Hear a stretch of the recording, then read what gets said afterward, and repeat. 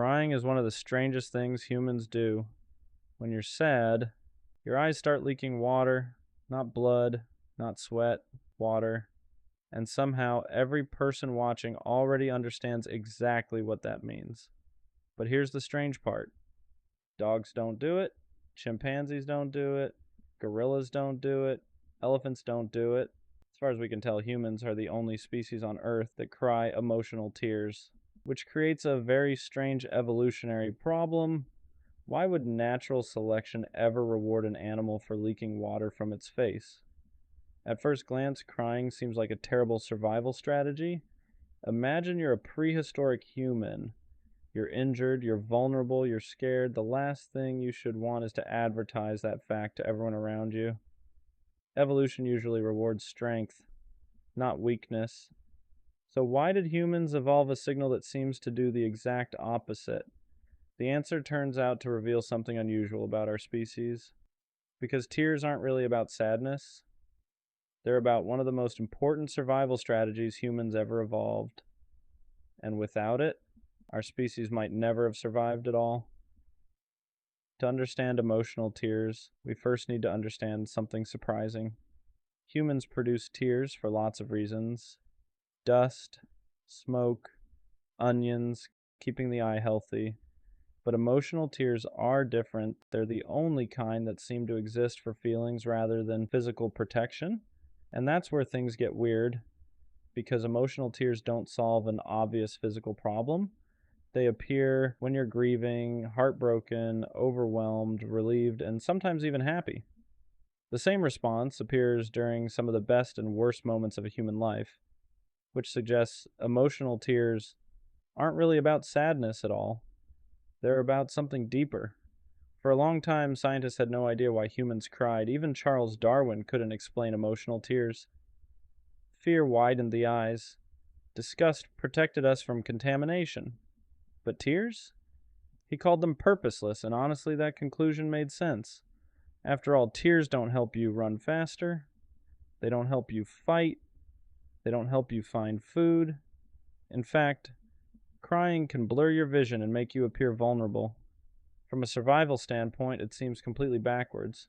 But Darwin was missing one crucial piece of the puzzle. Humans survive differently than almost every other animal. For most animals, vulnerability is dangerous. An injured animal is often a dead animal.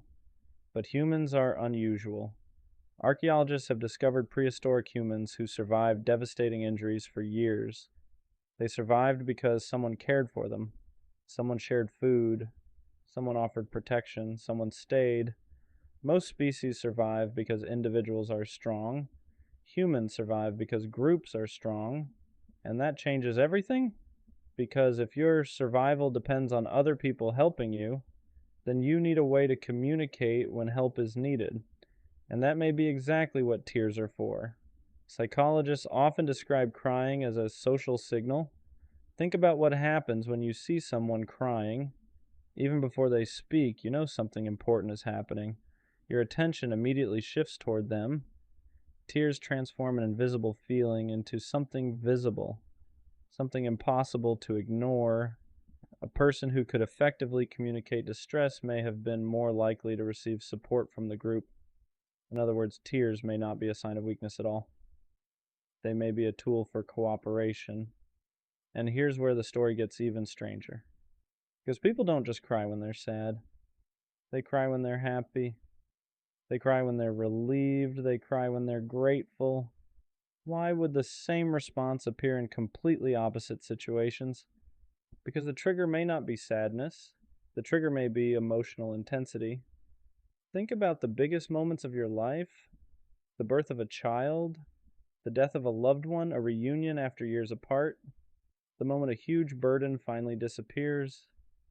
These experiences are wildly different, but they all create the same thing: an emotion too large to easily contain. Crying seems to happen when the brain reaches a kind of emotional overload, not sadness, intensity. Humans are extraordinarily cooperative, more cooperative than almost any large animal on Earth. We form friendships with strangers, work together in groups of thousands, build societies containing millions of people who will never meet. That level of cooperation requires something special, the ability to understand what other people are feeling, and tears may be one of the clearest emotional signals ever evolved. You don't need language to understand them. You don't need translation. A crying child makes sense almost anywhere on Earth. The signal is nearly universal.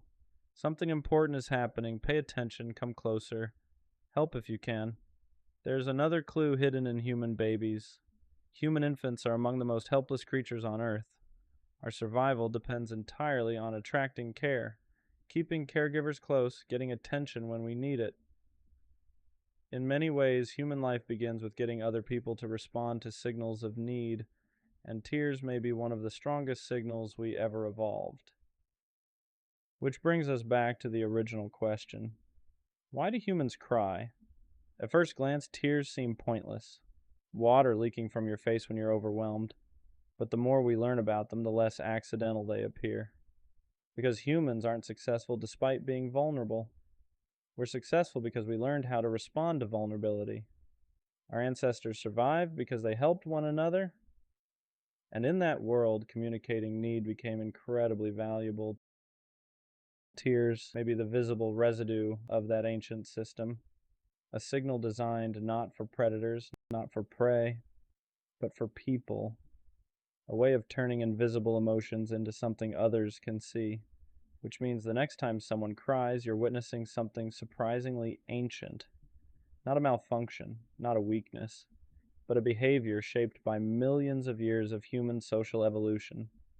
A reminder that our greatest evolutionary advantage was never sharper teeth, or faster legs, or bigger muscles. It was each other. And perhaps that's why tears survived. Because long before cities existed, long before civilization, a drop of water running down someone's face could mean the difference between facing the world alone and having someone come help. And that might be the strangest thing about crying. The tears themselves don't solve the problem. They simply tell another human being that a problem exists. And somehow, for our species, that was enough.